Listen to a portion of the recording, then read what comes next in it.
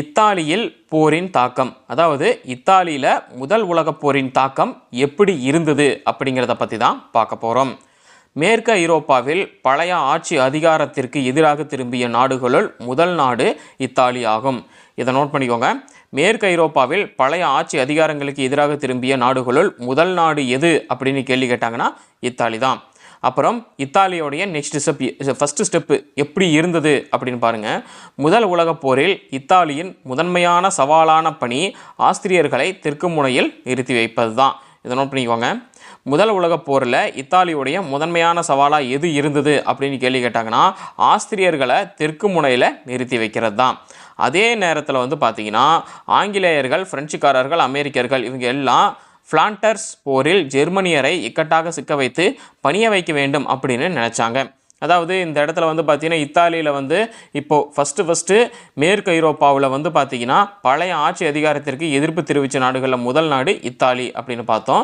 இத்தாலியுடைய first step என்ன அப்படின்னா முதல் உலகப் போரில் ஆஸ்திரியர்களை தெற்கு முனையில் நிறுத்தி வைக்கிறது தான். அவங்க பார்த்தீங்கன்னா அந்த சமயத்தில் இந்த வேலையை பண்ணிகிட்டு இருக்கும்போது அதே நேரத்தில் இந்த பக்கம் ஆங்கிலேயர்கள், பிரெஞ்சுக்காரர்கள், அமெரிக்கர்கள் இவங்க 3 பேரும் சேர்ந்து ஃப்ளாண்டர்ஸ் போரில் ஜெர்மனியரை பார்த்தீங்கன்னா சிக்க வச்சு அவங்களுக்கு பணிய வைக்க வேணும், அதாவது அடிபணிய வைக்கணும் அப்படின்னு பார்த்தீங்கன்னா நினச்சாங்க. போரில் பங்கு கொண்டதால் ஏற்பட்ட பணச்செலவும் மிகப்பெரியது. மேலும் போருக்கு பின்னர் போரின் ஆதாயங்கள் பகிரப்பட்ட போது இத்தாலி தான் எதிர்பார்த்ததை காட்டிலும் குறைவாகவே பெற்றது அப்படின்னு சொல்லியிருக்காங்க. இப்போ பார்த்தீங்கன்னா இந்த பக்கம் ஆங்கிலேயர்கள், பிரெஞ்சுக்காரர்கள், அமெரிக்கர்கள் இவங்கெல்லாம் பார்த்தீங்கன்னா ஃப்ளாண்டர்ஸ் போரில் ஜெர்மனியரை இக்கட்டாக சிக்க வச்சு அவங்களுக்கு கீழே அடிபணிய வைக்கணும் அப்படின்னு நினச்சாங்க. அப்புறம் போர் அப்படின்னாவே பணச்செலவு பார்த்தீங்கன்னா ஆகும். ஏன் அப்படின்னா வீரர்களை எல்லாத்தையும் திரட்டிக்கிட்டு ஒரு இடத்துல இருந்து இன்னொரு இடத்துக்கு கூட்டிகிட்டு போய் அங்கே பார்த்தீங்கன்னா போர் செய்கிறோம். அப்புறம் பார்த்தீங்கன்னா அந்த துப்பாக்கி, அந்த ஆயுதங்கள்லாம் இருக்குது இல்லைங்களா, அதெல்லாம் செய்கிறதுக்கு செலவாகும் இல்லைங்களா. ஸோ அந்த செலவு, ஸோ போர் அப்படின்னாவே செலவு தான். போரில் பங்கு கொண்டதால் ஏற்பட்ட பணச்செலவோ மிகவும் பெரியது. சரி, பணச்செலவு ரொம்ப ஆகி போயிடுச்சு. அதனால் என்ன நினைப்பாங்க, போரில் வெற்றி பெற்றவங்க என்ன நினைப்பாங்க, சரி போருக்கு அப்புறமா நமக்கு பார்த்திங்கன்னா நல்ல ஆதாயம் கிடைக்கும், அதனால் நல்ல பணம் கிடைக்கும் அப்படின்னு பார்த்திங்கன்னா எதிர்பார்த்துருப்பாங்க. சரிங்களா. மேலும் போருக்கு பின்னர் போரின் ஆதாயங்கள் பகிரப்பட்ட போது இத்தாலி தான் எதிர்பார்த்ததை காட்டிலும் குறைவாகவே பெற்றது அப்படின்னு சொல்கிறாங்க. அதாவது ஒரு எடுத்துக்காட்டுக்கு நான் சொல்கிறேன். இப்போ இத்தாலி பார்த்திங்கன்னா ஒரு 100 ரூபாய் எதிர்பார்த்தாங்க அப்படிங்கும்போது அவங்களுக்கு அந்த ஆதாயங்களை பகிர்ந்து கொடுக்கும்போது அதெல்லாம் முடியாதுங்க, உங்களுக்கு 5 ரூபாய் தான் அப்படின்னு சொல்லி பார்த்திங்கன்னா கொடுத்துட்றாங்க. ஸோ அதுதான் விஷயம். ஸோ அவங்க 100 ரூபாய் எதிர்பார்த்துருக்காங்க, கிடைச்சது 5 ரூபாய், இந்த 95% கம்மியாக கிடச்சிருக்கு. அதனால் இத்தாலிக்கு பார்த்தீங்கன்னா ஒரு அதிருப்தி தான் இது. சொல்லப்போனால் தான் போரின் ஆதாயங்கள் பகிரப்பட்ட போது இத்தாலி தான் எதிர்பார்த்ததை காட்டிலும் குறைவாகவே பெற்றது. சோசலிஸ்டுகளின் ஆஸ்திரிய ஆதரவு, கத்தோலிக்கர்களின் ஆதரவை பெறாத இப்போரில் இத்தாலி பேரிழப்புகளை சந்தித்தது. ஆதரவுகள் இல்லாதனால தான் பார்த்தீங்கன்னா இத்தாலி இந்த போரில் பண இழப்பை பார்த்தீங்கன்னா சந்தித்தது அப்படின்னு சொல்லப்பட்டிருக்கு. வெர்சைல்ஸ் உடன்படிக்கையின் மூலமாக இத்தாலிக்கு மிகச்சிறிய பகுதிகளே கிடைத்ததால் தேசியவாதிகளும் மகிழ்வற்றே இருந்தனர். அதாவது என்னென்னா ஒரு உடன்படிக்கை செய்கிறாங்க, அந்த உடன்படிக்கையில் பார்த்தீங்கன்னா இந்தந்த நாடுகளுக்கு இந்தந்த எவ்வளவு அப்படின்னு பகிரப்பட்ட போது இத்தாலிக்கு பார்த்தீங்கன்னா ரொம்பவும் குறைவான பகுதிகள் தான் பார்த்தீங்கன்னா கிடைச்சதுனால தேசியவாதிகளும் ரொம்பவும் மகிழ்ச்சியாலாம் இல்லை, ரொம்ப அதிருப்தியாக ஆகியிருந்தாங்க. போரினால் ஏற்பட்ட பணவீக்கத்தை தொடர்ந்து பொருள்களின் விலைகள் உயர்ந்தன. எதிர்ப்புகளும் வேலை நிறுத்தங்களும் அடிக்கடி நடைபெற்றன. போரினால் ஏற்பட்ட பணவீக்கம் அப்படின்னு என்னென்னா, இப்போ போர் நடத்துகிறாங்க, போருக்கு செலவாகுது. சரிங்களா. இப்போ அரசாங்கத்துக்கு பார்த்தீங்கன்னா நிதி பத்தலை. அந்த நிதியை எங்கே இருந்து யாரை மிதித்து நிதியை வாங்குவாங்க அப்படின்னா மக்களை மிதித்து தான் நிதியை வாங்குவார்கள், நேரடியாக மிதிக்க மாட்டார்கள். அதனால் என்ன செய்வார்கள் என்றால் அவங்க அத்தியாவசிய பொருட்கள், நம்ம ஊருக்கு நான் சொல்கிறேன் சரிங்களா, அரிசி, பெட்ரோலு, அப்புறம் பார்த்திங்கன்னா நம்ம பயன்படுத்துகிற கேஸு, அப்புறம் வேறு என்ன இன்னும் நிறைய இருக்குது, வண்டி வாங்கணுமா அதில் டேக்ஸை கூட்டுறது, அப்புறம் அத்தியாவசிய பொருட்கள் ரவை, கோதுமை இதிலெல்லாம் பார்த்திங்கன்னா டேக்ஸை பார்த்திங்கன்னா இஷ்டமேனிக்கு கூட்டி விட்டுறது. இப்போ இதெல்லாம் என்ன பண்ணணும், மக்களுடைய அத்தியாவசியம் இல்லையா. கன்ஃபார்மாக பெட்ரோல் ஒரு இடத்துல இன்னொரு இடத்துக்கு அவங்க போய் தான் ஆகணும். சரிங்களா. காலையில் வேலை, வண்டி எடுத்துக்கிட்டு போனால் தான் கரெக்டாக வேலைக்கு போய் சேர முடியும். அப்படிங்கும்போது என்ன பண்ணுவாங்க, வண்டி எடுத்துகிட்டு போய் ஆகணும், பெட்ரோல் அவங்க காசுக்கு போட்டு தான் ஆகணும். சரிங்களா? அப்போது இப்போ என்ன பண்ணிட்டாங்க, நிதி பத்தாமல் அரசாங்கம் வந்து பார்த்திங்கன்னா வரியை வந்து விதிச்சிட்டாங்க எல்லா அத்தியாவசிய பொருட்கள் மேலேயும். மக்கள் மேலே இது வந்து சுமந்துருச்சு. சரி, இப்போ என்ன பண்ணுவாங்க, மக்கள் வந்து வேலைக்கு போகிறாங்க, அங்கே வந்து பார்த்திங்கன்னா ஒரு சம்பளம் கொடுப்பாங்க. எல்லா பொருள்லேயும் வந்து கண்ணா பின்னான்னு விலையேறி கிடக்குது. அப்படிங்கும்போது என்ன பண்ணுவாங்க, எல்லா விலையேறி போயிடுச்சுங்க, இன்னும் கொஞ்சம் சம்பளத்தில் கூட்டி கொடுங்க அப்படின்னு கேட்பாங்க. கம்பெனிக்காரங்க என்ன பண்ணுவாங்க, அதெல்லாம் முடியாது, சம்பளம்லாம் கூட்டி கொடுக்க முடியாது, இவ்வளோதான் சம்பளம் அப்படின்றாங்க. இவங்க என்ன பண்ணுவாங்க, ஏன்டா இந்த சம்பளத்துக்கு வந்து நாங்கள் வேலை பார்த்துக்கிட்டு எங்களுடைய சொந்த தேவைகளை, அடிப்படை தேவைகளை பூர்த்தி பண்ண முடியாது, அப்புறத்துக்கு நான் உனக்கு வேலையை செஞ்சுக்கிட்டு அப்படின்னு சொல்லிட்டு வேலை நிறுத்தம் நடைபெற்றது. அடிக்கடி வேலை நிறுத்தம் நடைபெறுறது. வேலை செஞ்சு நீ இவ்வளோ தான் காசு கொடுப்பேன், எங்களுக்கு பத்தாது, எனக்கு நீ சம்பளம் அதிகமாக கொடுத்து தான் வேலை செய்வோம் அப்படின்னு சொல்லிட்டு வேலை நிறுத்தத்தில் ஈடுபட்டாங்க. அதனால தான் போரினால் ஏற்பட்ட பணவீக்கத்தை தொடர்ந்து பொருட்களின் விலைகள் உயர்ந்தது. எதிர்ப்புகளும் வேலை நிறுத்தங்களும் அடிக்கடி நடந்தது. வெர்சைல்ஸில் ஏற்பட்ட அவமானத்திற்கு அப்போதைய இத்தாலியின் ஆட்சியாளர்கள் தான் பொறுப்பு அப்படின்னு மக்கள் நினச்சாங்க. அந்த இடத்துல என்ன நடந்தது, ஏது நடந்ததுன்னு யாருக்குமே தெரியாது. சரிங்களா? அவங்க வந்து பார்த்திங்கன்னா அந்த வாக்குவாதத்தில் அந்த பங்கு பிரிக்கிறாங்க இல்லைங்களா, அதில் இவங்களுக்கு கம்மியாக தான் கிடச்சிருக்கு.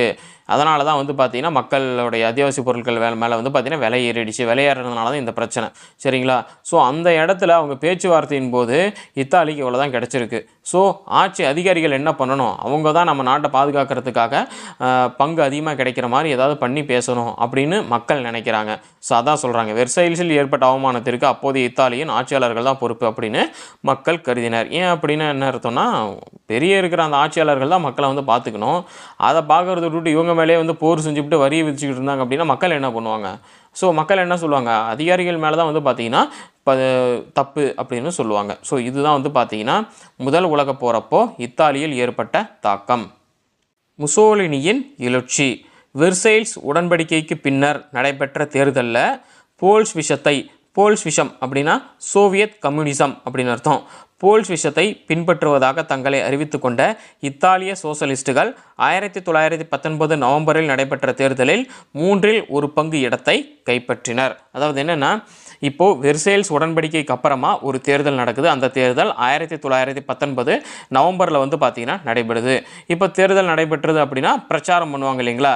ஸோ இந்த இத்தாலிய சோசலிஸ்டுகள் எந்த மாதிரி பிரச்சாரம் பண்ணியிருக்காங்க அப்படின்னா, நாங்கள் வந்து போல்ஷ்விஷத்தை, சோவியத் கம்யூனிசத்தை ஃபாலோ பண்ணுறோம் அப்படின்னு சொல்லி வந்து பார்த்திங்கன்னா மக்கள்கிட்ட வந்து பிரச்சாரம் பண்ணியிருக்கிறாங்க, அறிவிச்சிருக்காங்க. ஸோ அப்படி அறிவித்ததுனால என்னாச்சு அப்படின்னா 1/3 இடத்த வந்து பார்த்திங்கன்னா இத்தாலிய சோசலிஸ்டுகள் வந்து பார்த்திங்கன்னா கைப்பற்றிட்டாங்க அப்படின்னா என்ன, மக்கள் ஓட்டு போட்டதில் 1/3 வந்து பார்த்திங்கன்னா இவங்களுக்கு ஓட்டு போட்டிருக்காங்க அப்படின்னு அர்த்தம். இப்போது இந்த தேர்தல் எப்போ நடந்தது அப்படின்னா 1919 நவம்பரில் வந்து பார்த்திங்கன்னா இந்த தேர்தல் நடந்திருக்குது. அடுத்தது, இரும்பு வேலை செய்பவரின் மகனான முசோலினி தொடக்கப்பள்ளி ஆசிரியருக்கான தகுதியை பெற்றவர். சோசலிச சிந்தனைகளுடன் பத்திரிகையாளர் ஆனார் அப்படின்னு சொல்லியிருக்காங்க. அதாவது முசோலினியோடைய அப்பா வந்து பார்த்திங்கன்னா ஒரு இரும்பு வேலை செய்பவர் அப்படிங்கிறது தெரிஞ்சிருச்சு. இதிலிருந்து முசோலினி வந்து பார்த்திங்கன்னா படித்தவர் அப்படிங்கிறதும் தெரியுது. ஏன்னா இவர் வந்து பார்த்திங்கன்னா தொடக்கப்பள்ளி ஆசிரியருக்கான தகுதியை பெற்றவர்னு சொல்லியிருக்காங்க. அப்போ இவர் வந்து பார்த்திங்கன்னா படித்தவர். அப்புறம் முசோலினி வந்து பார்த்திங்கன்னா சோசலிச சிந்தனைகளோட பத்திரிகையாளர் ஆயிருக்காரு. அப்போது முசோலினி வந்து பார்த்திங்கன்னா தொடக்கப்பள்ளி ஆசிரியருக்கான தகுதியை பெற்றிருக்காரு. அப்புறம் வந்து இவர் ஒரு பத்திரிகையாளராக இருந்திருக்காரு முசோலினி. ஆற்றல் மிக்க பேச்சாளரான முசோலினின்னு சொல்கிறாங்க. அடுத்தது, அதாவது என்னென்னா நல்ல பேசுவார் முசோலினி. ஒரு தலைவனுடைய ஒரு பண்பு என்னவா இருக்கும் அப்படின்னா, எனக்கு அவருடைய சோல்ஜர்ஸ் இருக்காங்க இல்லைங்களா, அவங்கள வந்து பார்த்திங்கன்னா நல்லா பேசி உற்சாகப்படுத்தணும். சரிங்களா? ஸோ அப்போ தான் வந்து பார்த்திங்கன்னா அவங்க ஒரு தைரியமாக வந்து பார்த்திங்கன்னா போரிடுவாங்க. ஸோ இங்கே முசோலினி வந்து பார்த்திங்கன்னா ஒரு ஆற்றல் மிக்க பேச்சாளர் அப்படின்னு சொல்லிட்டாங்க.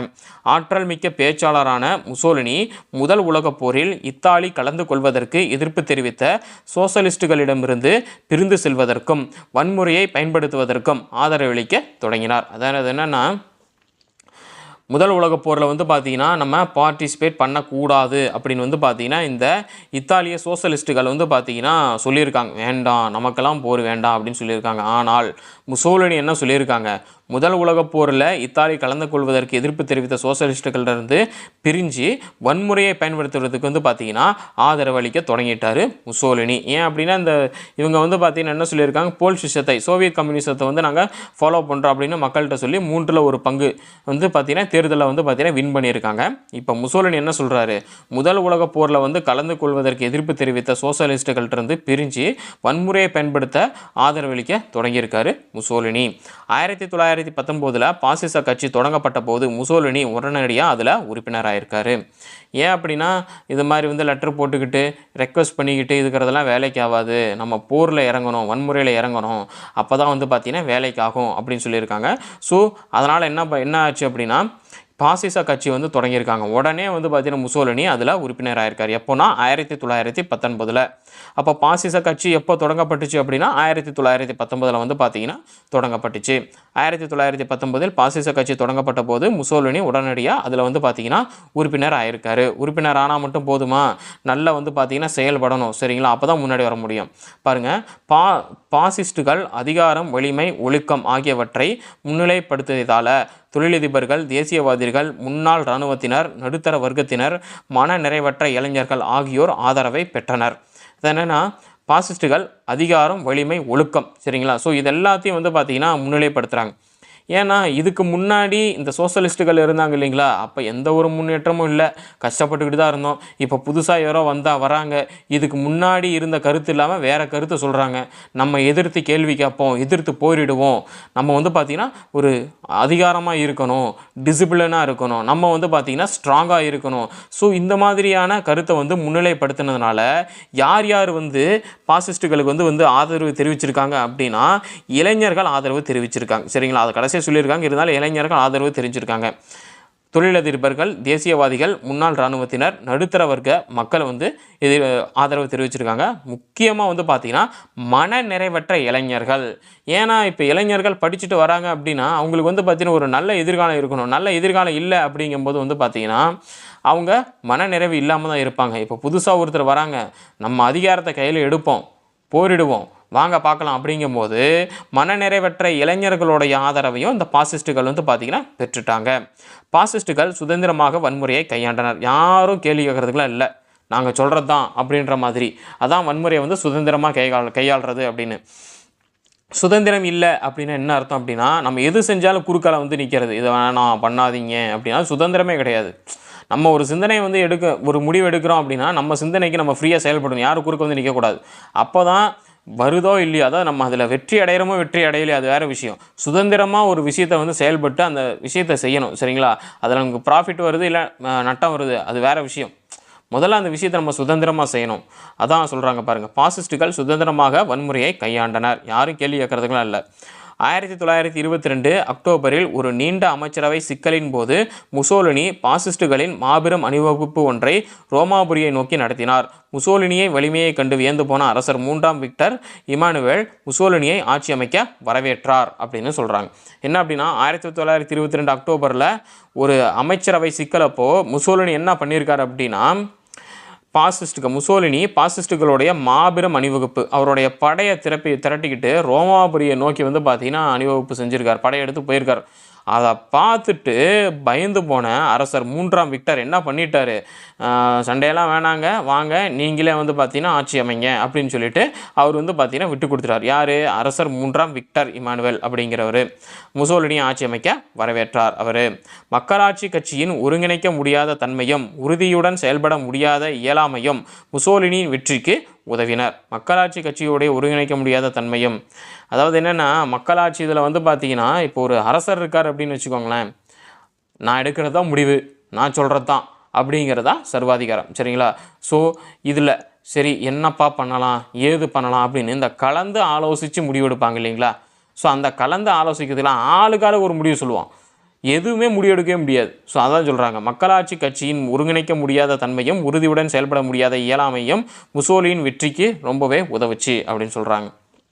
அப்புறம் இங்கே பாருங்கள், பாக்ஸ் பண்ணி ஒரு தகவல் கொடுத்துருக்காங்க. இதில் என்ன தகவல் கொடுத்துருக்காங்க அப்படின்னு பார்க்கலாம்.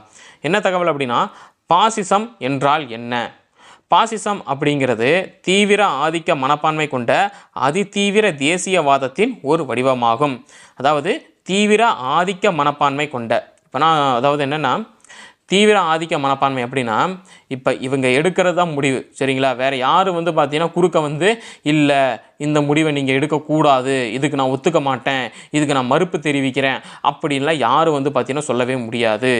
பாசிசம் அப்படிங்கிறது தீவிர ஆதிக்க மனப்பான்மை கொண்ட அதிதீவிர தேசியவாதத்தின் ஒரு வடிவம் தான் பாசிசம் அப்படிங்கிறது. ஏன் அப்படின்னா இதுக்கு முன்னாடி வந்து பார்த்திங்கன்னா ஒரு மக்களாட்சி கட்சி இருக்குதுன்னு வச்சுக்கோங்களேன். ஸோ அந்த மக்களாட்சி கட்சியில் இப்போது அதில் ஒரு தலைவர் இருக்காருன்னா அந்த தலைவரால் மட்டுமே அந்த முடிவை வந்து பார்த்தீங்கன்னா எடுத்துட முடியாது. இந்த மாதிரி நான் வந்து இந்த முடிவை எடுத்திருக்கேன், யார் யாருக்கு எனக்கு ஆதரவு கொடுக்குறீங்க அப்படின்னு சொல்லி ஆதரவு கேட்பாங்க. பெரும்பான்மையானவர்கள் ஆதரவு அதாவது அந்த அவையில் இருக்கிற அந்த உறுப்பினர்கள் பெரும்பான்மையானவர்கள் வந்து ஆதரவு கொடுத்தாங்க அப்படின்னா அந்த முடிவு எடுப்பாங்க. இல்லை ஆதரவு வரலை அந்த தலைவருக்கு அப்படிங்கும்போது வந்து பார்த்திங்கன்னா அந்த முடிவு வந்து பார்த்திங்கன்னா மறுக்கப்படும். ஸோ இப்போ இதில் வந்து பார்த்திங்கன்னா பாசிசம் அப்படிங்கிறது வந்து பார்த்திங்கன்னா சர்வாதிகாரம். இதில் அந்த தலைவர் என்ன சொல்கிறாரோ அதுதான், வேறு யாரும் நான் ஐ அப்ஜெக்ஷன் யுவர் ஆனர் அப்படின்லாம் யாரும் சொல்ல முடியாது. அப்படி ஐ அப்ஜெக்ஷன் அப்படின்னு கையை தட்டினாங்கன்னா கையை வெட்டி போடுவாங்க. ஸோ அதான் வந்து பார்த்தீங்கன்னா இந்த பாசிசம் அப்படிங்கிறது அதான் சொல்கிறாங்க பாருங்கள். பாசிசம் என்பது தீவிர ஆதிக்க மனப்பான்மை கொண்ட அதிதீவிர தேசியவாதத்தின் ஒரு வடிவம் தான் இந்த பாசிசம். சர்வாதிகார வல்லமையும் எதிர்ப்பை வன்முறை கொண்டு அடக்குவதும் சமூகத்தையும் பொருளாதாரத்தையும் வலுவான மத்திய அதிகாரத்தின் கீழ் வைத்திருப்பதும் இந்த பாசிசத்தின் பண்புகளாகும்னு சொல்கிறாங்க. என்னென்னா சர்வாதிகார வல்லமையும் அப்படின்னா முதல் வரியை வந்து பார்த்திங்கன்னா இந்த தலைவர் வந்து யார் யாருப்பா வந்து எனக்கு ஆதரவு தெரிவிக்கிறீங்க, இந்த மாதிரி ஒரு முடிவு எடுக்கலான்னு இருக்கேன் அப்படின்னு அந்த ஆதரவெல்லாம் கிடையாது. சர்வாதிகார வல்லமை அப்படின்னு என்ன அர்த்தம், நான் தான் முடிவு எடுப்பேன். சரிங்களா, அதுதான் சர்வாதிகார வல்லமை அப்படிங்கிறது. எதிர்ப்பை வன்முறை கொண்டு அடக்குவதும் அப்படின்னா என்ன அர்த்தம், இல்லை இதெல்லாம் என்னால் ஒத்துக்க முடியாது அப்படின்னு சொன்னாலாம் முடியாது, உடனே அப்ஜெக்ஷன் சொன்னாங்கன்னா கையை வெட்டி போடுவாங்க சொன்னால அது மாதிரி. அப்புறம் சமூகத்தையும் பொருளாதாரத்தையும் வலுவான மத்திய அதிகாரத்தின் கீழ் வைத்திருப்பது தான் இந்த பாசிசத்தின் பண்பு. இந்த சமூகத்தையும் பொருளாதாரத்தையும் சரிங்களா.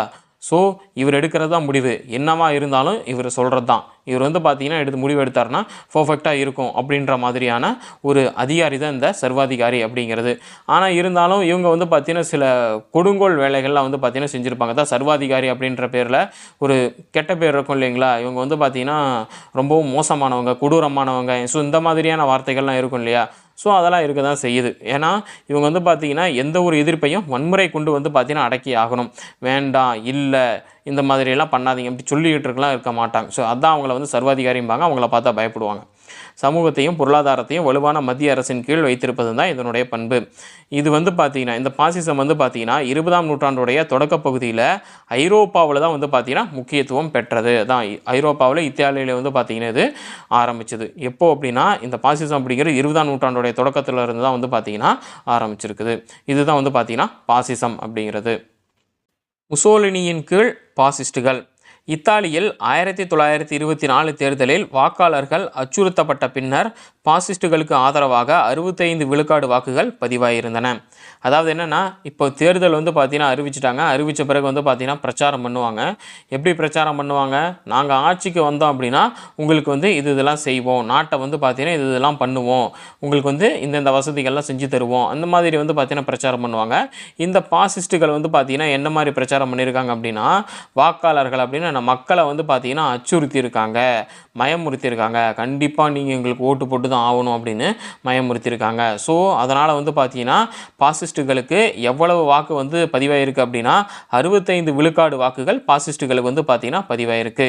இப்போ வந்து பார்த்திங்கன்னா போட்டிடுறாங்க அப்படின்னா ஒரு 2 கட்சி இருக்குது போட்டிடுறாங்க. ஒன்று வந்து சோசலிஸ்ட் கட்சி, மக்களாட்சி கட்சி, இன்னொன்று வந்து பார்த்திங்கன்னா இந்த பாசிஸ்ட் கட்சி. இப்போ பாசிஸ்ட் கட்சிக்கு வந்து 65% வாக்கு வந்து பார்த்திங்கன்னா பதிவாயிடுச்சு இல்லைங்களா. அப்படி பதிவாகும்போது இப்போ எதிர்கட்சியினர் யார், இந்த சோசலிஸ்ட்டுகள், மக்களாட்சி கட்சி சரிங்களா. அவங்க வந்து பார்த்திங்கன்னா ஒரு எதிர்ப்பு தெரிவிக்கிறாங்க. என்ன மாதிரி எதிர்ப்பு தெரிவிக்கிறாங்க அப்படின்னா சோசலிஸ்ட்டுகளின் தலைவரான மாட்டியோட்டி தேர்தல் வந்து விதிமுறைகளுக்கு உட்பட்டு நடக்கலை அப்படின்னு கேள்வி எழுப்பினதுனால கொலை செய்யப்பட்டுட்டார். அவ்வளோதான், முடிஞ்சு போச்சு, சோழி முடிஞ்சு. இதுதான் வந்து பார்த்திங்கன்னா சர்வாதிகாரம் அப்படிங்கிறது. சிம்பிளாக வந்து பார்த்திங்கன்னா இதுலேயே சொல்லிட்டாங்க. தேர்தல் வந்து விதிமுறைகளுக்கு உட்பட்டு நடக்கலை அப்படின்னு ஒரு கேள்வி எழுப்பியிருக்காரு சோசலிஸ்ட் கட்சி தலைவர் மாட்டியோட்டி அப்படிங்கிறவர். கேள்வி எழுப்பிட்டார், ஆட்சி அதிகாரம் அவங்களுக்கு தான் போட்டு தள்ளிட்டாங்க சரிங்களா. ஸோ இதுதான் சர்வாதிகாரம் அப்படிங்கிறது. அதாவது இதுவே மக்களாட்சியாக இருந்துன்னு வச்சுக்கோங்களேன், அவர் கேள்வி எழுப்பியிருக்காரு அப்படின்னா பதில் சொல்லணும். ஏன் விதிமுறைகளுக்கு உட்பட்டு நடக்கலை அப்படின்னு கேள்வி எழுப்பினார் அப்படின்னா அப்படிலாம் கிடையாது, விதிமுறைகளுக்கு உட்பட்டு தான் நடந்தது அப்படின்றத வந்து ஆப்போசிட் பார்ட்டி இந்த சோசலிஸ்ட்டுக்கு வந்து பார்த்திங்கன்னா ப்ரூவ் பண்ணணும். ஆனால் அவங்க வந்து அந்த மனநிலையில் இல்லை, ஆட்சிக்கு வந்துட்டோம் அப்படின்னா நாங்கள் சொல்கிறது தான் அப்படின்றது தான் அர்த்தம், எங்களை கேள்வி கேட்டிங்கன்னா கொலை தான் அப்படின்ற மாதிரியான ஒரு மனப்போக்கில் அவங்க இருந்திருக்காங்க. அதை பண்ணிட்டாங்க. அதாவது தேர்தல் விதிமுறைகளுக்கு உட்பட்டு நடக்கலை, அதனால தான் நாங்கள் தோத்துட்டோம் அப்படின்னு சொன்னதுக்கு கொலை பண்ணிட்டாங்க. இதற்கு எதிர்ப்பு தெரிவிக்கும் பொருட்டு எதிர்க்கட்சியினர் பாராளுமன்றத்தை வந்து பார்த்தீங்கன்னா புறக்கணிச்சிருக்காங்க. எங்கள் தலைவரே கொண்டுட்டீங்களா, நாங்கள் வந்து பாராளுமன்றத்தை வந்து பார்த்தீங்கன்னா புறக்கணிக்கிறோம் அப்படின்னு சொல்லியிருக்காங்க. இதன் விளைவாக முசோலினி என்ன பண்ணியிருக்காரு அப்படின்னு பாருங்கள். இதன் விளைவாக முசோலினி எதிர்க்கட்சிகளை தடை செய்துட்டார். தடை செய்து என்ன பண்ணியிருக்காரு, பத்திரிகைகளை தணிக்கைக்கு உட்படுத்தினார். இந்த பத்திரிகைகளை தணிக்கைக்கு உட்படுத்தினார் அப்படின்னு என்ன அர்த்தம்னா, மேற்பார்வை செய்கிறது. இப்போ ஒரு நிறுவனம் இருந்தது அப்படின்னா அந்த நிறுவனத்துடைய நிதி நிலைமை எப்படி இருக்குது, அவங்களுடைய வந்து அந்த எப்படி வந்து அவங்க வந்து அவங்களுடைய கம்பெனியை வந்து நடத்துகிறாங்க, அவங்களுடைய எப்படி இருக்குது, அவங்களுடைய கம்பெனியோடைய நடைமுறை எப்படி அவங்க கம்பெனியை கொண்டுட்டு போகிறாங்க, இதெல்லாம் வந்து பார்த்திங்கன்னா மேற்பார்வையிறது தான் தணிக்கை செய்கிறது அப்படிங்கிறது. அதாவது இன்ஸ்பெக்ஷன் பண்ணுறதுங்க சிம்பிளாக சொல்லப்போனால். அதனால் இவர் முசோலினி என்ன பண்ணிட்டாரு, எதிர்க்கட்சிகள் எல்லாத்தையும் தடை செய்துட்டு பத்திரிகைகளை தணிக்கைக்கு உட்படுத்தினார். பத்திரிகைகளை தணிக்கைக்கு உட்படுத்தினார். அதில் என்ன மேற்பார்வை செய்வார் அப்படின்னா, இப்போ நாளைக்கு பத்திரிக்கை நாளைக்கு என்னென்ன நியூஸ் போட போகிறாங்களோ இது தாங்க நாங்கள் நியூஸ் போட போகிறோம் அப்படின்னு ஒரு காப்பியை வந்து பார்த்தீங்கன்னா முசோலினிக்கு கொடுத்துடணும். முசோலினி என்ன பண்ணுவார், ஓகே இந்தந்த நியூஸ் தான் போடுறீங்களா, ரைட்டு இந்த நியூஸ்லாம் போடலாம், இந்த நியூஸ் எதுக்கு போட்டிருக்கீங்க, இதெல்லாம் போடக்கூடாது, தடை பண்ணுங்க அப்படின்னு சொல்லிட்டு அந்த நியூஸ் அடித்து கொடுப்பார். அந்த நியூஸெல்லாம் நீக்கிவிட்டு இவர் என்னென்ன நியூஸ் வந்து ஓகேன்னு அப்ரூவ் பண்ணுறாரோ அந்த நியூஸை தான் போடணும். இதுதான் வந்து பார்த்தீங்கன்னா பத்திரிகைகளை தணிக்கைக்கு உட்படுத்துறது அப்படிங்கிறது. ஸோ இதுதான் வந்து பார்த்தீங்கன்னா தணிக்கை அப்படிங்கிறது. எதிர்க்கட்சி தலைவர்கள் அப்புறம் கொல்லப்பட்டாங்க. அதாவது நாங்கள் பாராளுமன்றத்தை புறக்கணிக்கிறோம் அப்படின்ட்டு போனாங்க இல்லைங்களா, அதனால் என்ன பண்ணிட்டார் அப்படின்னா எதிர்க்கட்சி தலைவர்கள் கொல்லப்பட்டாங்க அல்லது சிறை வைக்கப்பட்டாங்க அப்படின்னு சொல்கிறாங்க. சரிங்களா, அப்போது எதிர்க்கட்சியை மொத்தமாக வந்து பார்த்தீங்கன்னா முசோலினி ஆட்சிக்கு வந்த பிறகு முடிச்சு விட்டாரு அப்படின்னு சொல்லலாம். 1926 இரண்டாம் டியூஸ் அப்படின்னா என்ன, தலைவர்னு அர்த்தம். ஸோ டியூஸ் அப்படின்னா தலைவர்னு அர்த்தம், அதை நோட் பண்ணிக்கோங்க. 1926 இரண்டாம் டியூஸ் அப்படின்ற பட்டத்தை சூட்டி கொண்ட முசோலினி சட்டங்களை இயற்றும் அதிகாரத்தோட சர்வாதிகாரி ஆயினார். சட்டங்களை இயற்றும் அதிகாரத்தோட சர்வாதிகாரி ஆனார் அப்படின்னு என்ன அர்த்தம், இப்போ வந்து பார்த்தீங்கன்னா இப்போ ஒரு தலைவர் இருக்கார், மக்களாட்சி கட்சியில் ஒரு தலைவர் இருக்கார், இந்த மாதிரி ஒரு சட்டத்தை வந்து நான் அமல்படுத்தலான்னு இருக்கேன், யார் யார் ஆதரவு தெரிவிக்கிறீங்க அப்படின்னா அந்த பேப்பரில் வந்து பார்த்தீங்கன்னா இத்தனை எம்எல்ஏக்கள் வந்து ஆதரவு தெரிவிக்கிறாங்க அப்படின்ற சைனோட வந்து பார்த்தீங்கன்னா இருக்கணும். சரிங்களா, ஆனால் இவருக்கு அந்த பேப்பர் ஒர்க்லாம் கிடையவே கிடையாது. சர்வாதிகாரிக்கு என்னென்னா இரண்டாம் டியூஸ் அப்படின்னு சொல்லிட்டு இரண்டாம் டியூஸ்னு பட்டத்தை சூட்டி கொண்ட முசோலினி சட்டங்களை இயற்றும் அதிகாரத்தோட சர்வாதிகாரி ஆகிட்டார். நான் இந்த சட்டத்தை இயற்ற போகிறேன் அவ்வளோதான், கேள்வி கேட்குறதுல இங்கே ஒரு ரூபாயும் கிடையாது. அந்த மாதிரி தான் இது. வேலை நிறுத்தங்களையும் ஆலை மூடல்களையும் தடை செய்து சட்டங்கள் இயற்றினார். இந்த வேலை நிறுத்தம் பண்ணுறது, நியாயத்தை கேட்கறது இதெல்லாம் இருக்கக்கூடாது. ஆலை மூடுறது இந்த வேலையில் இருக்கவே கூடாது. வேலைக்கு போகிற, கொடுக்குற சம்பளத்தை வாங்குற, வர, அவ்வளோதான். சரிங்களா, ஸோ அந்த கேள்விக்கே இடம் இல்லை அப்படின்னு சொல்கிறாங்க. அதான் வேலை நிறுத்தங்களையும் ஆலை மூடல்களையும் தடை செய்து சட்டங்கள் இயற்றினார் முசோலினி. அப்புறம் தொழிற்சங்கங்களும் தொழிற்சாலை முதலாளிகளும் இடம்பெறும் கழகங்கள் உருவாக்கப்பட்டன. தொழிற்சங்கங்கள் அப்படின்னா என்ன அர்த்தம், அந்த தொழிலாளர்களாக சேர்த்து சங்கம் வைப்பாங்க இல்லைங்களா, அந்த சங்கங்களும் தொழிற்சாலை முதலாளிகளும் இடம்பெறும் கழகங்கள் அப்படின்னு என்ன அர்த்தம், நீங்கள் உங்களுக்கு பிரச்சனை அப்படின்னா உங்களுக்குன்னு ஒரு கழகம் இந்த கட்டடத்தில் வந்து பார்த்தீங்கன்னா உங்களுக்கு ஒதுக்கிடுறோம், இங்கே போய் நீங்கள் பேச்சுவார்த்தை நடத்தி பேசி சுமூகமாக தீர்த்துங்க. இந்த வேலை நிறுத்தம் பண்ணுறேன்னு போராட்டம் பண்ணுறது, கம்பெனியை மூடிவிட்டு போகிறது, இந்த வேலையில் இருக்கவே கூடாது அப்படின்னு சொல்லியிருக்காங்க. 1938 பாராளுமன்றம் ஒழிக்கப்பட்டு அதற்கு மாறாக பாசிஸ்ட் கட்சியின் மற்றும் கழகங்களின் பிரதிநிதிகளை கொண்ட அமைப்பொன்று உருவாக்கப்பட்டது. பாராளுமன்றம் அப்படிங்கிறதே வந்து பார்த்தீங்கன்னா இழுத்து மூடிட்டாங்க இத்தாலியில் 1938. இதை நோட் பண்ணிக்கோங்க. இத்தாலியில் பாராளுமன்றம் எப்பொழுது ஒழிக்கப்பட்டது அப்படின்னா 1938 வந்து பார்த்தீங்கன்னா ஒழிக்கப்பட்டுடுச்சு. ஒழிக்கப்பட்டு அதுக்கு மாறாக வந்து பார்த்தீங்கன்னா பாசிஸ்ட் கட்சி மற்றும் கழகங்களின் பிரதிநிதிகளை கொண்ட ஒரு அமைப்பு வந்து பார்த்தீங்கன்னா உருவாக்கப்பட்டுடுச்சு. அப்புறம் இவ்வேறுபாடு பொருளாதாரத்தின் மீதான முசோலினியின் சர்வாதிகார கட்டுப்பாட்டுக்கு துணை நின்றதோட நிர்வாகம் மற்றும் ஆயுத படைகளின் தலைவராக மற்ற பிற அதிகாரத்தை செயல்படுத்தவும் அவருக்கு உதவியது. அதாவது என்னென்னா பாராளுமன்றத்தை ஃபுல்லாக ஒழிச்சிட்டு அவர் என்ன பண்ணிட்டார், பாசிஸ்ட் கட்சியோடைய கழகம் அப்படின்னு சொல்லி ஒரு அமைப்பை வந்து உருவாக்கிட்டார். உருவாக்கணுன்னா என்ன, பொருளாதாரத்திலிருந்து எல்லாத்தையுமே வந்து பார்த்தீங்கன்னா முசோலினி அவருடைய நேரடி கட்டுப்பாடு கொண்டு வந்துட்டார். ஸோ பொருளாதாரத்தை அவர் நேரடி கட்டுப்பாடு கொண்டு வந்ததுனால இவரால் என்ன பண்ண முடிஞ்சது அப்படின்னா நிர்வாகம் பண்ணுறது, அப்புறம் ஆயுதப்படை தலைவராக அப்புறம் மற்ற பிற அதிகாரத்தை இவர் நேரடியாக வந்து பார்த்தீங்கன்னா செயல்படுத்த ஆரம்பிச்சிட்டாரு. ஏன் அப்படின்னா ஒரு தலைவராக இருந்தால் அவர் வேலையை பார்ப்பார், இன்னும் சில வேலைகளை அவங்கவுங்க முடிவெடுத்து பார்ப்பாங்க. சரிங்களா, ஆனால் முசோலினி என்ன பண்ணிட்டார் அப்படின்னா பாராளுமன்றத்தை ஒழித்து அவர் அமைப்பு பாசிச அமைப்பை வந்து உருவாக்குனதுனால எல்லா அதிகாரமும் அவர் தான். ஸோ நிர்வாகம், ஆயுதப்படை, மற்ற எல்லா அதிகாரமும் நான் தான், என்னை கேட்காம எதுவுமே நடக்கக்கூடாது அப்படிங்கிற மாதிரியான ஒரு போக்கு தான் இந்த பாசிசம் அப்படிங்கிறது. இதுதான் வந்து பார்த்திங்கன்னா முசோலினி கீழ் பாசிஸ்டுகள். போப்பாண்டவருடன் முசோலினி ஒப்பந்தம் செய்தல். ஸோ முசோலினி போப்பாண்டவர்கிட்ட என்ன ஒப்பந்தம் செஞ்சுக்கிட்டாரு அப்படின்னு பாருங்கள். பாசிஸ்ட் கட்சிக்கென ஒரு மரியாதை பெறுவதற்காக வாட்டிகன் நகரத்தை ஒரு சுதந்திர அரசாக அங்கீகரிப்பதன் மூலம் ரோமன் கத்தோலிக்க திருச்சபையின் ஆதரவை பெறுவதில் முசோலினி வெற்றி பெற்றார். அதாவது என்னென்னா, இப்போ பாசிசம் அப்படின்னா ஒரு சர்வாதிகார கட்சி அப்படின்னு முடிவாயிடுச்சு. இவங்க வந்து பார்த்திங்கன்னா தேர்தலில் வெற்றி பெற்றதே மக்களை வந்து பார்த்திங்கன்னா பயமுறுத்தி அப்புறம் தான் வந்து பார்த்திங்கன்னா வாக்குகள் வாங்கியிருக்காங்க. இவங்களுடைய பிரச்சாரமே பயமுறுத்ததாக தான் இருந்தது. பயமுறுத்தி தான் வாக்குகளை வாங்கியிருக்காங்க. ஸோ இவங்களுக்கு வந்து பார்த்திங்கன்னா மக்களிடையில் வந்து பார்த்திங்கன்னா ஒரு கெட்ட பேராகி போயிடுச்சு. இவங்க வந்து பார்த்திங்கன்னா ஒரு நம்மளை பயமுறுத்தி தானே இவங்க வாக்குகள் வாங்கினாங்க அப்படின்னு சொல்லிட்டு ஒரு கெட்ட பேர் ஆகி போயிடுச்சு. அதனால் என்ன பண்ணுறாங்க, பாசிஸ்ட் கட்சிக்கான ஒரு மரியாதை வேணும் அப்படிங்கிறதுக்காக முசோலினி என்ன பண்ணியிருக்காரு அப்படின்னா, வாட்டிகன் நகரத்தை ஒரு சுதந்திர அரசாக வந்து பார்த்தீங்கன்னா அங்கீகரிக்கிறார். நான் வந்து வாட்டிகன் நகரத்துக்கு வந்து என்னுடைய சர்வாதிகாரத்தை செலுத்த மாட்டேன், வாட்டிகன் வந்து பார்த்தீங்கன்னா ஒரு சுதந்திரமாக அரசாக இருக்கும் அப்படின்னு வந்து பார்த்தீங்கன்னா முசோலினி சொல்கிறாரு. சரிங்களா? இதனால் ரோமன் கத்தோலிக்க திருச்சபையோடைய ஆதரவை வந்து பார்த்தீங்கன்னா முசோலினி பெற்றார். இதில் வந்து பார்த்தீங்கன்னா வெற்றி பெற்றுட்டார். இதற்கு கைமாறாக திருச்சபை என்ன பண்ணுது அப்படின்னா இத்தாலிய அரசை வந்து பார்த்தீங்கன்னா அங்கீகரித்து ரோமன் கத்தோலிக்க சமயம் இத்தாலியின் மதமாக அங்கீகரிக்கப்பட்டுடுச்சு. அதாவது ரோமன் கத்தோலிக்க சமயம் இத்தாலியன் சமயமாக அங்கீகரிக்கப்பட்டுடுச்சு.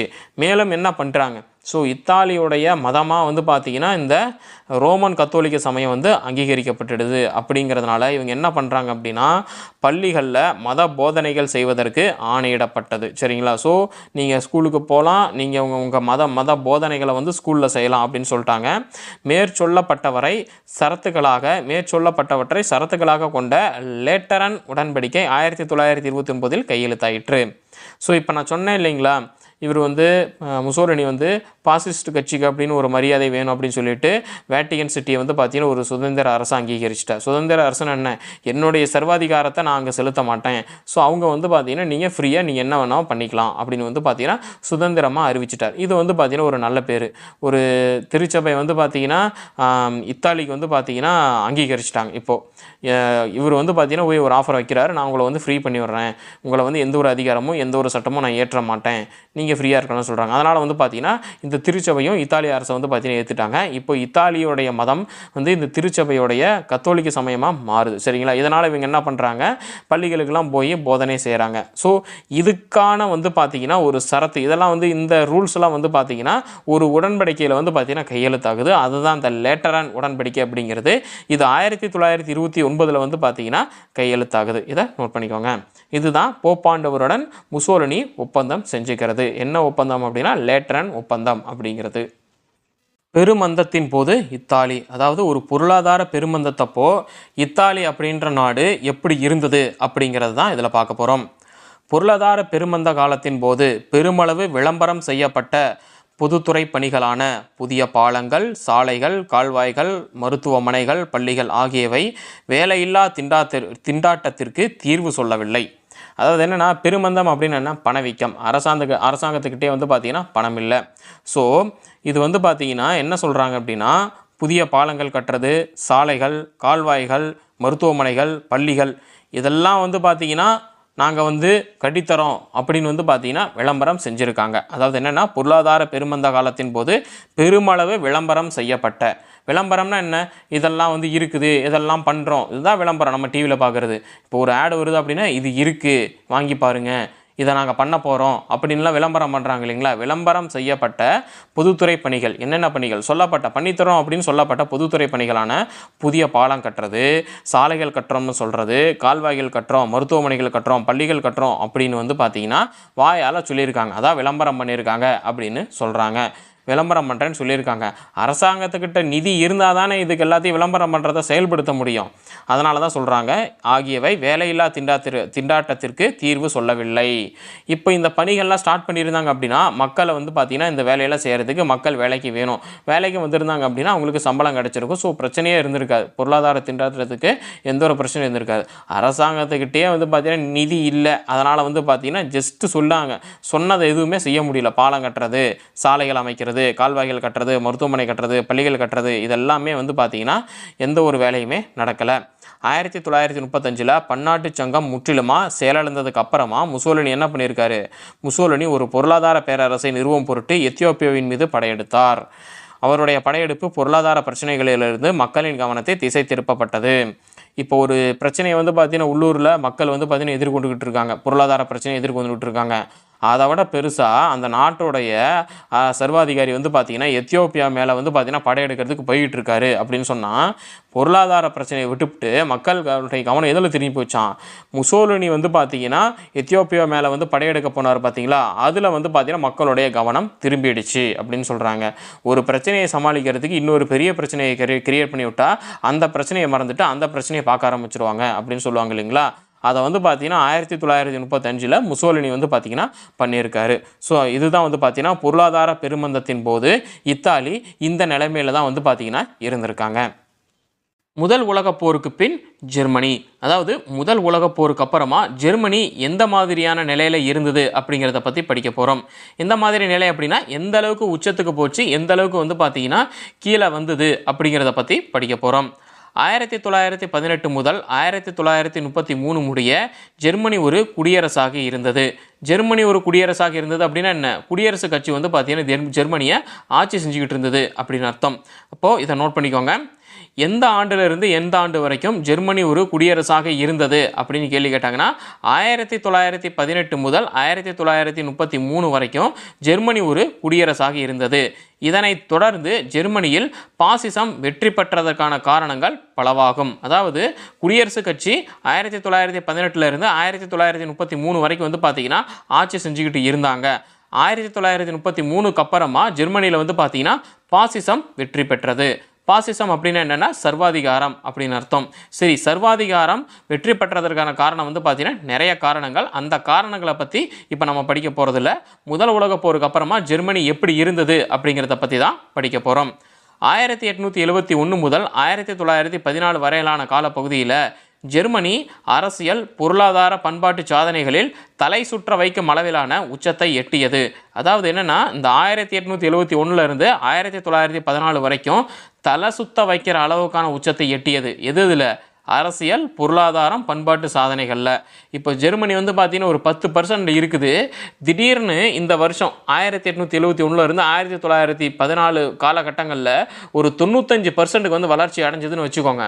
பார்க்குற நாடுகள் எப்படி பார்க்கும், அடேங்க அப்பா ஏதோ ஒரு மாதிரி கீழே தான் இருந்தால், நமக்கு ஈக்குவலாக தான் இருந்தால், திடீர்னு டப்புன்னு மேலே போயிட்டானே அப்படின்னு நினைப்பாங்க இல்லைங்களா. அதை தான் தலை சுற்ற வைக்கும் அளவிலான உச்சத்தை எட்டியது அப்படிங்கிறது. இதை நோட் பண்ணிக்கோங்க. ஜெர்மனி எந்த காலகட்டத்தில் தலை சுற்ற வைக்கும் அளவிலான உச்சத்தை எட்டியது அப்படின்னு கேள்வி கேட்டாங்கன்னா 1871 இருந்து 1914 வரையிலான காலப்பகுதியில். ஜெர்மனியில் பல்கலைக்கழகங்களும் அதன் அறிவியலும் தத்துவமும் இசையும் உலகம் முழுவதிலும் நன்கறியப்பட்டிருந்தன. அப்படி தலை சுற்ற வைக்கும் அளவிலான உச்சத்தை எட்டியதுன்னு சொல்கிறோம் இல்லைங்களா ஜெர்மனி. எந்தெந்த விஷயங்கள்னு சொல்கிறாங்க பாருங்கள். பல்கலைக்கழகங்கள், யூனிவர்சிட்டி.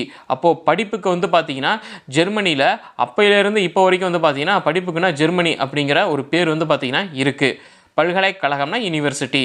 அப்புறம் பல்கலைக்கழகமும் அதன் அறிவியலும், பல்கலைக்கழகங்களுடைய அறிவியல் வளர்ச்சி, தத்துவம், இசை, இதெல்லாம் வந்து பார்த்திங்கன்னா உலகம் நன்கறியப்பட்டிருந்தன. இந்த அளவுக்கு வந்து பார்த்திங்கன்னா அறிவியலில் ஜெர்மனி வளர்ச்சி அடைஞ்சிருந்திருக்கு.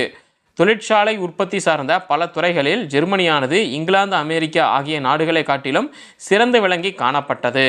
இங்கிலாந்து, அமெரிக்கா அப்படின்னு இப்போ சொன்ன உடனே நமக்கு எல்லாத்துக்கும் வெளிநாடு போகணும் அப்படின்னு சொன்னாவே இங்கிலாந்து, அமெரிக்காவுக்கு போய் செட்டில் ஆகணும் அப்படின்னு வந்து சொல்கிறாங்க இல்லைங்களா.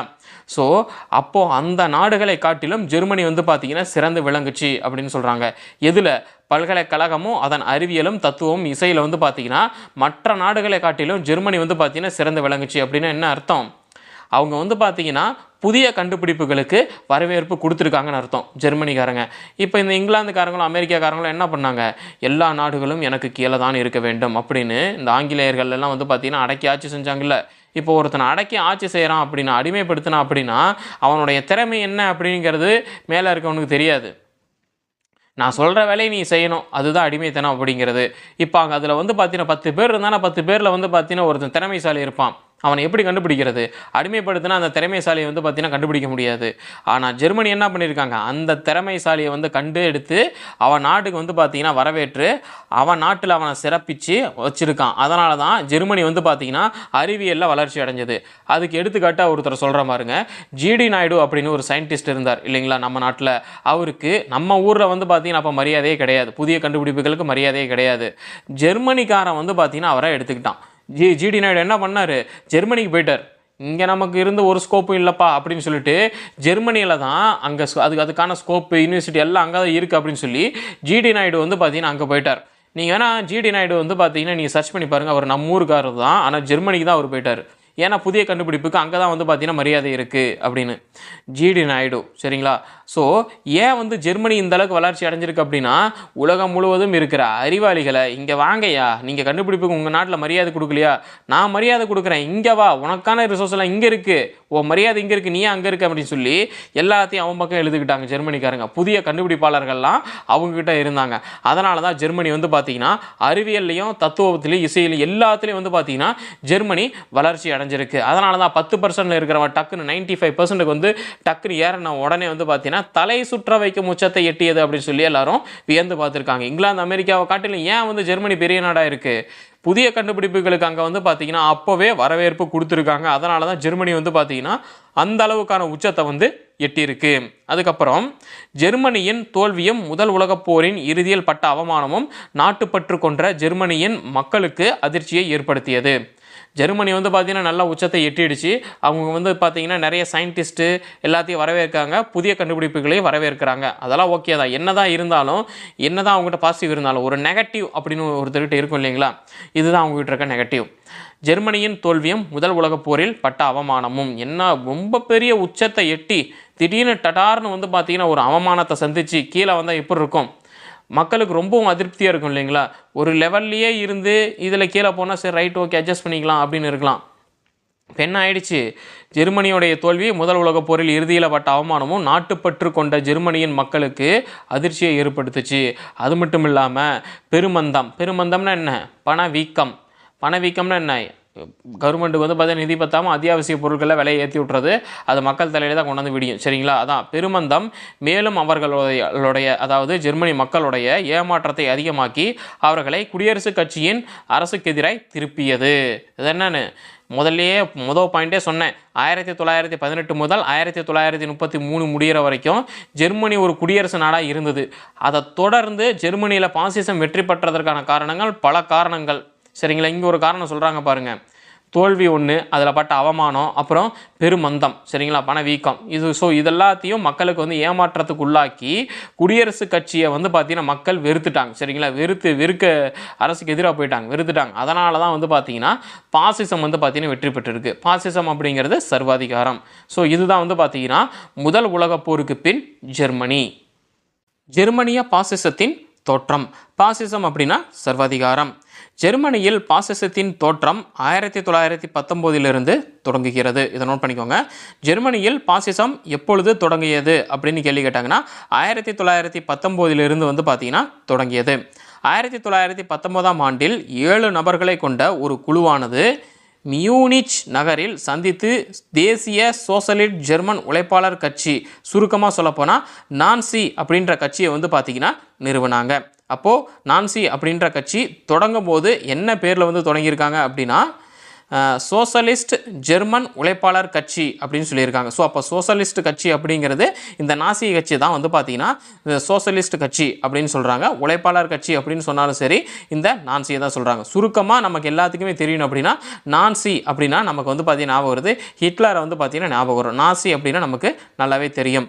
இது வந்து பார்த்திங்கன்னா 1919 ஆண்டு 7 நபர்களை கொண்ட ஒரு குழு வந்து பார்த்திங்கன்னா இந்த நான்சி கட்சியை வந்து பார்த்திங்கன்னா தோற்றுவிச்சிருக்காங்க. எந்த இடத்துல அப்படின்னா மியூனிச் அப்படின்ற நகரத்தில். நான்சி கட்சி எந்த நகரில் தோற்றுவிக்கப்பட்டதுன்னு கேள்வி கேட்டாங்கன்னா மியூனிச் அப்படின்ற நகரில் வந்து பார்த்தீங்கன்னா தோற்றுவிச்சிருக்காங்க. 7 நபர்களை கொண்ட குழு. இந்த கட்சி வந்து பார்த்தீங்கன்னா தோற்றுவிக்கும் போது தேசிய சோசலிஸ்ட் ஜெர்மன் உழைப்பாளர் கட்சி அப்படின்னு தோற்றுவிச்சிருக்காங்க. சுருக்கமாக நான்சி அப்படின்னு வந்து பார்த்தீங்கன்னா சொல்லுவாங்க. அந்த 7 பேரில் ஹிட்லரும் ஒருவராக இருந்திருக்கார். 7 பேர் கொண்ட ஒரு குழு வந்து பார்த்திங்கன்னா இந்த நான்சி கட்சியை வந்து தோற்றுவிச்சாங்கன்னு சொல்கிறாங்க. ஹிட்லரும் அவர்களுள் ஒருவராக இருந்திருக்காரு. முதல் உலகப் போரின் போது பவேரியாவில் படையில் வந்து பார்த்திங்கன்னா பவேரியாவின் படையில் வந்து ஹிட்லர் பணியாற்றியிருக்காரு. அவரின் ஆற்றல் மிக்க உரை வீரர்களை தட்டி எழுப்பியது. ஹிட்லர் வந்து பார்த்திங்கன்னா அந்த மாதிரியான ஒரு பேச்சு திறன் கொண்டவர் அப்படின்னு வந்து பார்த்திங்கன்னா சொல்கிறாங்க. 1923 பவேரியாவில் அதிகாரத்தை கைப்பற்ற அவர்கள் முயற்சியை மேற்கொண்டனர். யார்? ஹிட்லருடைய படை வந்து பார்த்திங்கன்னா பவேரியாவில் அதிகாரத்தை கைப்பற்ற 1923 முயற்சியை மேற்கொண்டிருக்காங்க. மியூனிச் நகரில் முன்கூட்டியே திட்டமிடப்படாமல் அவர் மேற்கொண்ட தேசிய புரட்சி, ஹிட்லர் மேற்கொண்ட தேசிய புரட்சி அவரை சிறையில் தள்ளியது. என்ன அப்படின்னா 1923 பவேரியாவில் அதிகாரத்தை கைப்பற்ற வந்து பார்த்திங்கன்னா முயற்சி செஞ்சார். அதுக்காக தேசிய புரட்சியை வந்து பார்த்திங்கன்னா ஹிட்லர் வந்து மேற்கொண்டிருக்காரு. ஆனால் எந்த ஒரு ப்ரீ பிளானுமே இல்லாமல் ஹிட்லர் அதை பண்ணதுனால அவர் வந்து பார்த்திங்கன்னா தோத்துட்டார். அதனால் அவர் சிறையில் அடைக்கப்பட்டார். அப்புறம் இங்கே கீழே வந்து பாருங்கள், பாக்ஸ் பண்ணி ஒரு தகவல் கொடுத்துருக்காங்க. இந்த தகவலை பார்த்துட்டு நம்ம கண்டினியூ பண்ணலாம் இந்த டாப்பிக்கை. சமூக ஜனநாயக கட்சியானது ஜெர்மன் பொது தொழிலாளர் கழகம் அப்படின்ற பெயரில் 1863 மே 23 லிப்சிக் நகரத்தில் நிறுவப்பட்டது. அதனை நிறுவியவர் பெர்டினாண்ட் லாசல்லி அப்படிங்கிறவர் நிறுவியிருக்காரு. இதை நோட் பண்ணிக்கோங்க. சமூக ஜனநாயக கட்சியானது ஜெர்மன் பொது தொழிலாளர் கழகம் அப்படின்ற பெயரில் எப்பொழுது நிறுவப்பட்டதுன்னு கேள்வி கேட்டாங்கன்னா 1863 மே 23 நிறுவப்பட்டது. எந்த நகரத்தில் நிறுவப்பட்டது அப்படின்னா லிப்சிக் நகரத்தில் வந்து பார்த்தீங்கன்னா நிறுவப்பட்டது. நிறுவியவர் யாருன்னா பெர்டினாண்ட் லாசல்லி அப்படிங்கிறவர் நிறுவியிருக்காரு. இதை நோட் பண்ணிக்கோங்க. அப்புறம் 19ஆம் நூற்றாண்டுடைய இறுதி பகுதியை சார்ந்த ஜெர்மனிய மேட்டுக்குடியினர் ஒரு சோசியலிச கட்சியுடைய இருப்பை புதிதாக ஒன்றிணைக்கப்பட்ட ரெய்கின் அப்படின்னு குடியரசு கட்சியுடைய பாதுகாப்புக்கும் உறுதிப்பாட்டுக்கும் ஒரு அச்சுறுத்தலாக கருதுனாங்க. அதனால் பிஸ்மார்க் அப்படிங்கிறவர் 1878 முதல் 1890 வரைக்கும் அந்த கட்சியை வந்து பார்த்திங்கன்னா தடை செஞ்சுருந்தார். அதாவது 19ஆம் நூற்றாண்டுடைய இறுதி பகுதியை சார்ந்த ஒரு ஜெர்மனிய மேட்டுக்குடியினர் வந்து பார்த்திங்கன்னா சொல்கிறாங்க, இந்த சோசியலிஸ்ட் கட்சி வந்து இருக்கிறது நம்ம இப்போ புதுசாக ஒருங்கிணைச்சிருக்க இந்த குடியரசு கட்சியுடைய பாதுகாப்புக்கும் உறுதிக்கும் ஒரு அச்சுறுத்தலாக இருக்குது. அதனால் அதை வந்து இருக்கக்கூடாது அப்படின்னு வந்து பார்த்திங்கன்னா சொல்கிறார், ஒரு மேட்டுக்குடியினர் சொல்கிறார். அப்போது என்ன பண்ணுறாரு பிஸ்மார்க் அப்படிங்கிறவர் 1878 1890 வரைக்கும் அந்த சோசியலிஸ்ட் கட்சியை வந்து நான் தடை செய்கிறேன்ப்பா அப்படின்னு சொல்லிட்டு அவர் வந்து பார்த்திங்கன்னா தடை செஞ்சிட்டாரு. அப்புறம் 1945 ஹிட்லருடைய 3வது ரெய்கின் வீழ்ச்சியை தொடர்ந்து, ரெய்கின் என குடியரசுடைய வீழ்ச்சியை தொடர்ந்து இந்த கட்சி மறுபடியும் வந்து பார்த்திங்கன்னா புத்துணர்ச்சி பட்டுடுச்சு. ஹிட்லரை எதிர்த்த கட்சி அப்படின்ற பெயரோட வெய்மர் காலத்திலிருந்து செயல்படும் ஒரே கட்சி வந்து பார்த்திங்கன்னா இந்த கட்சி தான். சரிங்களா? ஸோ ஹிட்லருடைய கட்சியுடைய வீழ்ச்சியை தொடர்ந்து மறுபடியும் வந்து பார்த்திங்கன்னா அந்த சோசியலிஸ்ட் கட்சி வந்து பார்த்திங்கன்னா மறுபடியும் புத்துணர்ச்சி பெற்றிருக்கு. ஸோ ஹிட்லரை எதிர்த்த கட்சி அப்படின்ற பெயரோட வெய்மர் காலத்திலிருந்து செயல்படுற ஒரே கட்சி இந்த சோசியலிஸ்ட் கட்சி அப்படிங்கிறது தான். சரி, இப்போ வந்து பார்த்தீங்கன்னா மியூனிச் நகரில் முன்கூட்டியே எந்த ஒரு திட்டமிடலும் இல்லாமல் ஹிட்லர் மேற்கொண்ட தேசிய புரட்சி அவரை வந்து பார்த்திங்கன்னா சிறையில் தள்ளிச்சு அப்படின்னு வந்து பார்த்தோம்.